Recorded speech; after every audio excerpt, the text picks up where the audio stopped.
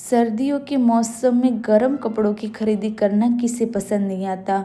मैं तो हर साल कुछ ना कुछ ज़रूर खरीदती हूँ अपने बजट के हिसाब से।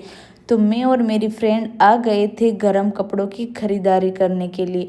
हमने बहुत कुछ देखा तो उसके बाद मैंने और उसने एक एक अपर और स्वेटर तो ले ही लिया। और उसके बाजू में लगा था एक बहुत बड़ा स्टॉल, मतलब कि कुछ बहुत बड़ा डोम टाइप था और उसके अंदर थे छोटे छोटे स्टॉल।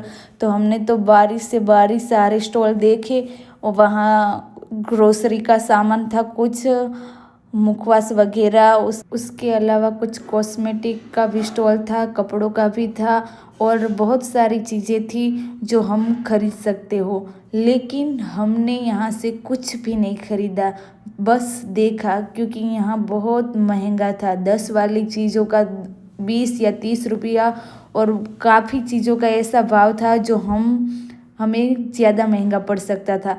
इसलिए मैंने और मेरी फ्रेंड ने सिर्फ़ और सिर्फ वहाँ देखा और देखने का बहुत मज़ा आया। और देखा तो यहाँ कपड़ों का भी स्टॉल था, हमने कपड़े भी देखे, लेकिन हमें कुछ ज़्यादा पसंद नहीं आया उसके भाव के हिसाब से। फिर हम वहाँ से देखने के बाद चले गए डीमार्ट की तरफ, क्योंकि हमें डीमार्ट में से बहुत कुछ सामान लेना था।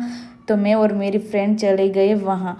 तो हमने डीमार्ट में जाकर नाश्ता और बाकी जो कटता सामान हो वो सब कुछ लिया।